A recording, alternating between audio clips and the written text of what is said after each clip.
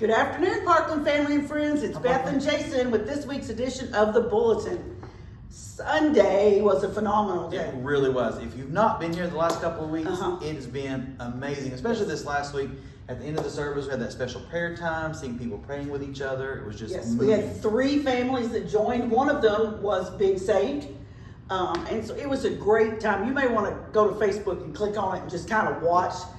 It was really impactful. It was phenomenal. So, and we had 250 something in something, worship. yes. More each week. Yes. For the past 3 weeks, we've gone up about 8 or 10 each week. So it's just really great around here. So we're thrilled to be a part of it. Yeah, it's lots of exciting things that are going on at Parkland. So if you're still not coming back yet, you're really missing out. Yes. You're really missing out. We've got some other we're at the end of our 6 weeks of laughing and learning. We are. This is a really important one because there's a time thing attached to this because we need to know about childcare. Yes. So our next one of these events is the gender, sexual orientation, identity for parents and grandparents and teachers. This is Saturday, this coming Saturday. If you are coming and you have children or preschoolers that need childcare, we need to know like yesterday. And if you are coming and you haven't signed up, okay? If you're coming and you haven't signed up and you don't need childcare, it would still be nice if you let us know, because Jason and I are going to set chairs out and do some little tables so you can take notes.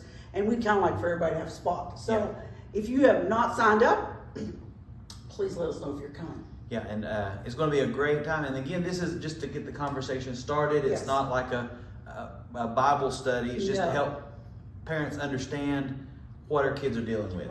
Right. And Nikki's going to lead it, and she's super qualified, and she's bringing another counselor with her, so it should be a good morning. And then next week, there's some kind of round ball action going on. We're teaching Jason about basketball, but let me tell you, Anthony's worse than you. He'll have to learn how Kentucky culture works at basketball. And that's bad, because I'm not athletic at all. So it's the 13th at 5:30. We're going to have so much fun. We'll watch the selection show, of course. We'll do some bracketing basketball games of our own. We're going to have a chili cook-off in brackets. Now, we need a little favor because all of our spots are not full. It sort of looks like this. And we need you to sign up, because if not, then there's just going to be a winner without any competition. Yeah. So this is a youth fundraiser, so bring a little bit of small bills, and you can vote with your money. But this event's going to be so much fun. I love it. Amy's making white chili. I'm doing a regular chili, and I think Suzanne's making one with noodles, and I think Michael had signed up for the hot one. Yes. So make sure you come. And somebody asked the other night if you have to bring food. No, you just come. Food's here. And then another question is, what if I don't really care about basketball? You need to come anyway, because we're going to have fun. Bring a friend, meet somebody you didn't know. So come even if you're not a basketball fan. Because there'll be several of us that are not engaged at all in what's going on or the brackets and stuff. So we're just there to have a good time in fellowship. So let us know if you're coming Saturday. And then when you're here this Sunday, go ahead and sign up so we know for next Sunday how many we've got. Okay, what else we got? We got some new stuff here, Pastor. Yeah, this is kind of some exciting things that are going on. So before, we'd gather around at the front of the sanctuary at like 9:35. Pre-COVID, was that pre-COVID? We did a little bit once we come back, but it was then the COVID number, so it's been kind of off and on. But this is something new. It's called the meeting before the meeting. Now this is going to take place in room number 135, which is in the middle hallway across from the 4 and 5-year-old preschool room. I think it's the last room on the right. Yes. Okay. It's a larger room. And you'll gather in there about 15 after 9 and spend from then till right before service praying for the service. Yes.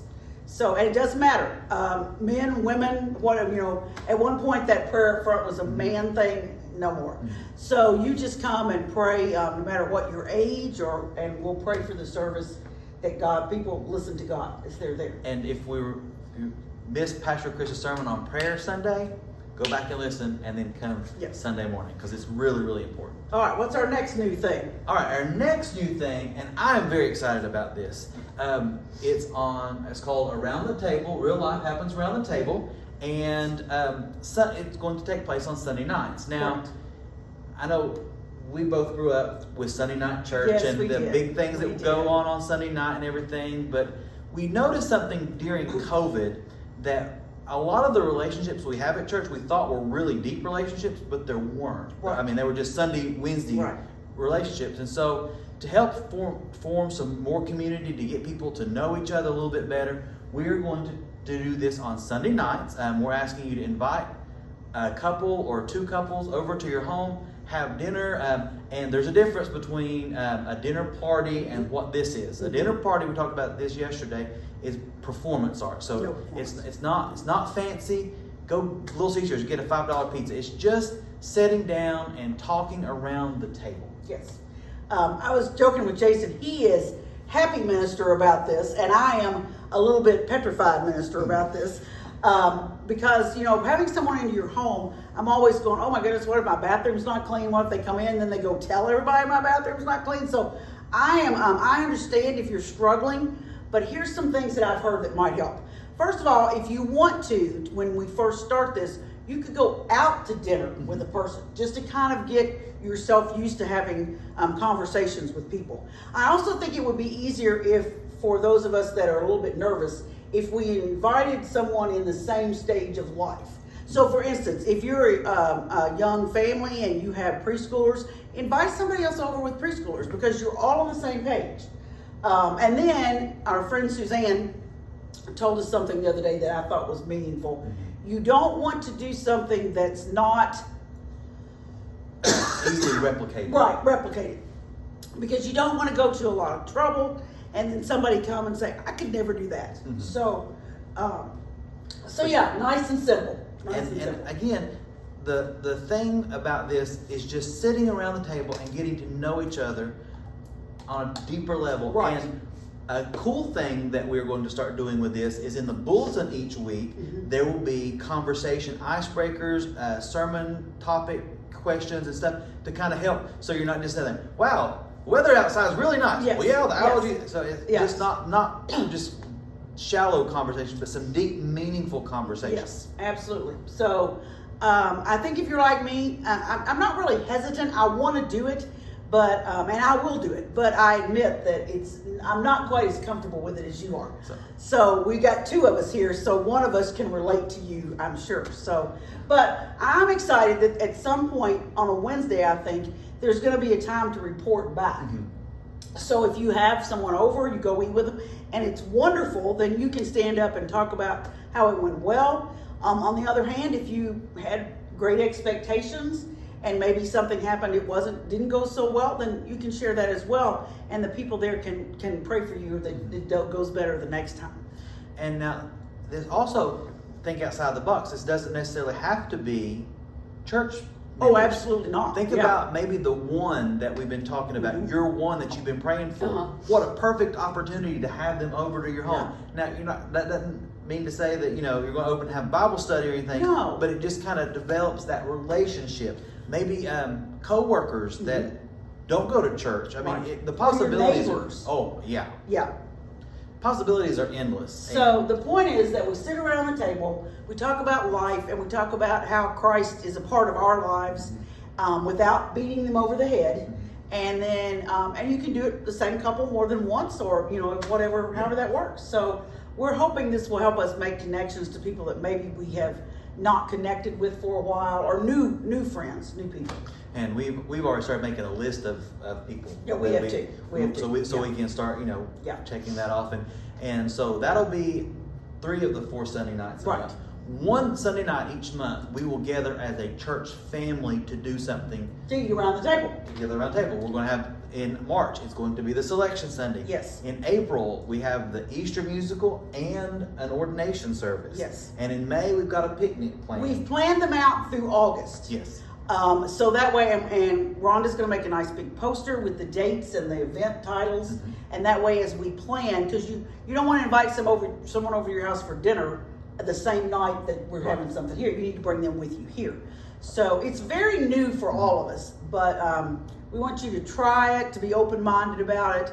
And like I said, see either of us, no matter which side of the spectrum you're on, so we can talk through this. And this kind of goes back to those days, when I grew up, we went to my grandmother's house for lunch, Yes, and then my me other too. grandmother's house for dinner, and then we Yes. went back to church. So it's recapturing that Sunday dinner time. Yes. And so, But you don't have to do it. You could do it at lunch. You could do it at 3 o'clock. I mean, it's the time is not set for this. So Yeah. whatever works best in your life.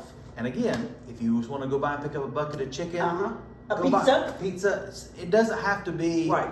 steak and baked potato and salad. Because you don't want them to think that they have to, they can't do it because they can't cook like you can. Yeah.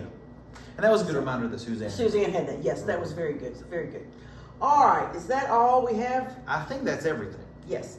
So we got some new things coming up, and we're going to finish our 6 weeks of laughter and learning, and it's just a real exciting time. I know, and I can't believe it's Vacation Bible School is coming. It's coming, and Easter will be here in 40 days.